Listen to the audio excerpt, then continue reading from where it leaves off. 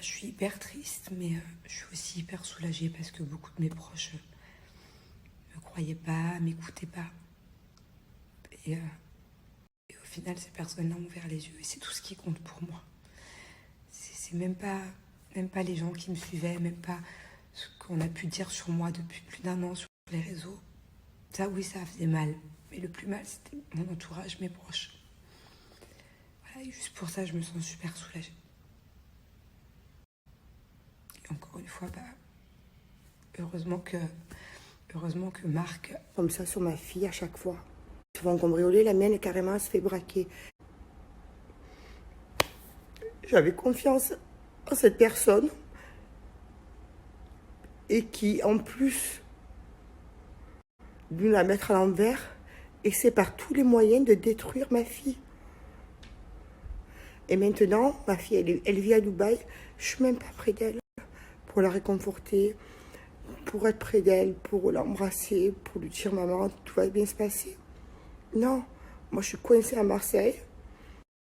Vous savez ce que ça fait une mère de découvrir ces images d'horreur, ces conversations sur mon enfant, mon propre enfant. Elle qui, je sais pas moi, elle est sympa avec eux, elle leur fait pas de mal, elle est cool, elle est fidèle en amitié. Mais non, c'est destruction sur destruction. La dernière fois, c'était pareil. Il y a 2 semaines de ça, j'ai entendu une mère maudire ma fille.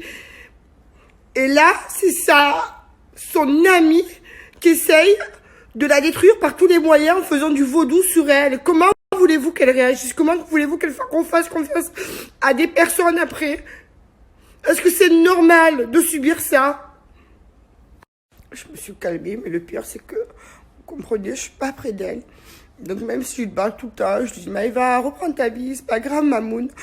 Reprends ta vie, fais tes snaps, continue ta vie. Mais quand je la vois affectée à ce point-là, à pleurer comme elle a pleuré, à être choquée, je suis choquée, moi, je suis sa mère. Kevin n'était pas au courant, Miskin. Vous savez, Kevin, c'est une victime dans l'histoire. Il n'était pas au courant, le pauvre. Et il n'est pas prêt. Il est vraiment pas prêt de voir ce qui va sortir. Parce que même lui, le pauvre, c'est chaud. Bon, bref. L'histoire, c'est qu'elle connaissait déjà cette voyante. Elle lui a demandé d'être connue, ça a fonctionné. Ensuite, elle s'est mise en concurrence avec les autres meufs de télé-réalité. Donc la jalousie est arrivée et elle a fait appel à cette même voyante qui avait fonctionné avec elle anciennement pour commencer à leur faire du sale. Je sais pas si vous comprenez. Ensuite, elle a payé des gros sous. Par exemple, c'est 90 000 € pour la poupée vaudou de Maëva. Vous voyez la poupée vaudou? Ouais, il y a eu plusieurs poupées en plus sur Maëva, dinguerie. Mais le travail de Maëva, ça lui a coûté 90 balles. C'est-à-dire que cette histoire de trucs, ça s'est terminé en fait en soi-disant raquette.